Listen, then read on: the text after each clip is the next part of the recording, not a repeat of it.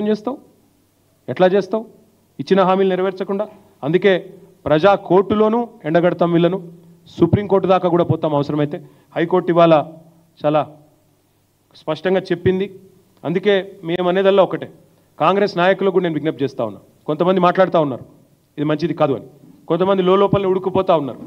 వాళ్ళు కూడా నేను వాళ్ళకు కూడా విజ్ఞప్తి చేస్తూ ఉన్నా, ఈ పేదవాళ్ళ కన్నీళ్ళ దాటికి మీరు తప్పకుండా ఇబ్బంది పడతారు. కాంగ్రెస్ నాయకులారా చెప్పండి మీ ముఖ్యమంత్రికి, పేదవాళ్ళతో పెట్టుకోవడం మంచిది కాదు.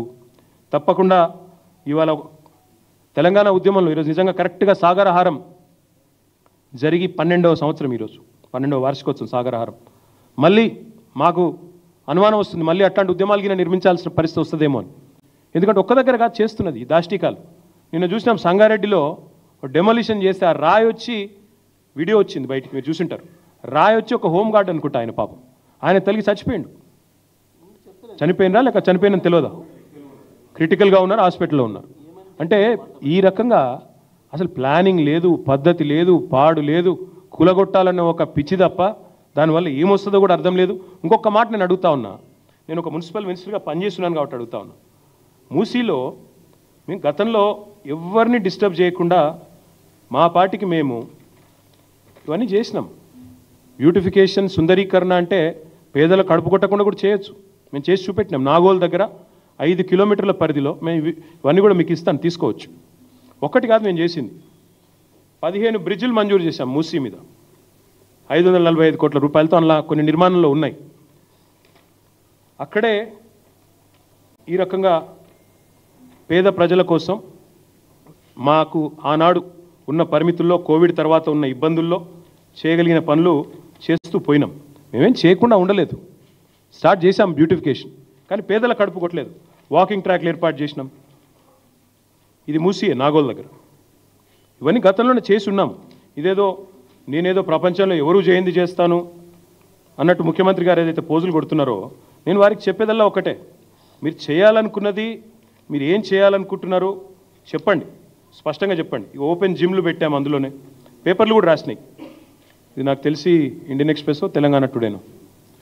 ఇది ఆ రోజు జిమ్లు పెడితే, తర్వాత వాకింగ్ ట్రాక్స్ చేస్తే ఆ రోజు పేపర్స్ కూడా రిపోర్ట్ చేసినాయి. చేయలేదని కాదు, కానీ ఏ ఒక్క పేదవాడిని కూడా ఎఫెక్ట్ చేయకుండా మేము చేయాల్సిన పని చేసినాం.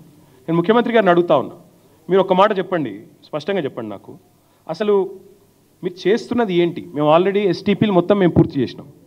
3866 కోట్ల ఎస్టీపీలు మేము పూర్తి చేసినాం. నిన్నగాక మొన్న నేను కూకట్పల్లిలో, ఫతేనగర్లో అక్కడ ఎస్టీపీని కూడా నేను సందర్శించినాను. చక్కగా నీళ్ళు కూడా, ట్రీట్మెంట్ కూడా చక్కగా జరుగుతుంది. ట్రీటెడ్ వాటర్ కూడా చూశాను నేను అనేది ఎస్టీపీలు మేమే పూర్తి చేసినాం. 15 బ్రిడ్జిలు మేమే మంజూరు చేసినాం 545 కోట్లతో. మనం దేనికి ఖర్చు పెడుతున్నావు 1,50,000 కోట్లు? నిజంగా ఈ ముఖ్యమంత్రి గారు మాట్లాడుతుంటే అర్థం కావట్లేదు. నిన్నగాక మొన్న ఆయన అంటాడు, అసలు కొంతమంది ఇళ్లకి వెళ్ళి వచ్చే మురికి నీరు చెరువులలోకి పోతుంటే దాన్ని నేను అడ్డుకోకపోతే నేను ముఖ్యమంత్రి ఎట్లయితా? నేను నా డ్యూటీ చేయకపోతే ఎట్లా? ఈరోజు ముఖ్యమంత్రి గారి ఇంట్లోంచి, జూబ్లీ హిల్స్లోంచి వచ్చే మురికి నీరు ఏడబోతుంది ఆయనకి ఎరికేనా? మరి ఈ మురికి నీరును మాత్రమే, మురికి నీరు పోతున్నది గ్రౌండ్లోకి కానీ లేదా పక్కన ఉండే కుంటలలోకి కానీ అంటే మరి ఎస్టీపీలు కట్టిందే అందుకు కదా, 100% ఎస్టీపీలు కట్టింది ఎందుకు? కట్టాం కదా ఆల్రెడీ. ముఖ్యమంత్రి గారికి కూడా తెలియదు పాపం, ఆయనకు అవగాహన లేదు, సబ్జెక్ట్ తెలియదు.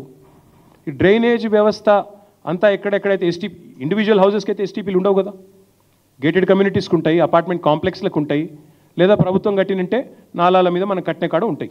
అంతేగాని ఇండివిజువల్ హౌసెస్కు, ఇండివిజువల్ డ్వెల్లింగ్స్కి అయితే ఉండవు. కానీ పాపం ఆయనకు తెలియక ఆయన ఏందేందో మాట్లాడుతూ ఉన్నాడు. దానికి ఇదే ఆహా ఓహో ఈయన కొత్తగా గొప్ప విషయాలు చెప్తున్నాడని మీడియా దానికి మరి అనవసర ప్రచారం కూడా కల్పిస్తూ ఉంది. నా విజ్ఞప్తి మీతో కూడా, అట్లా ఎస్టీపీ లేదు కాబట్టి ఇల్లు కూడా కొడతా అంటే హైదరాబాద్లో నాకు తెలిసి ఒక ఇల్లు కూడా మిగిలేదు. నాకు చూపెడతారు. ఇప్పుడు ముఖ్యమంత్రి గారి ఇంట్లో ఎస్టీపీ ఉందా? చూపెడతావా? నిన్న మా హరీష్ రావు గారు ఒక ఆరోపణ చేసినారు, కొడంగల్లో ముఖ్యమంత్రి ఇల్లు కుంటలో ఉన్నది అని. మరి ఇల్లు కూడా కొడతావా? రెడ్డి కుంట, సర్వే నెంబర్ 1138. మీ బ్రదర్ తిరుపతి రెడ్డి FTL ఉన్నాడు, కూలగొడతావా? మెమో ఉంది క్లియర్గా, ఏమని? 500 మీటర్ల లోపు ఉస్మాన్ సాగర్ కానీ హిమాయత్ సాగర్ కానీ 500 మీటర్ల లోపు నిర్మాణాలు ఉండొద్దు అని. ఇలా మీ మంత్రులు, మీ ఎమ్మెల్యేలు ఉన్నారు అందులో, కూలగొడతావా? మరి వాళ్ళకేమో నోటీసులు ఇస్తారు పెద్దవాళ్లకు, వాళ్ళనేమో కాపాడుతావు కంటికి రెప్పలాగా, పేదవాళ్ళని మాత్రం ఇష్టం వచ్చినట్టు కొడతామంటే ఎట్లా ఊరుకుంటారు అనుకుంటున్నావు?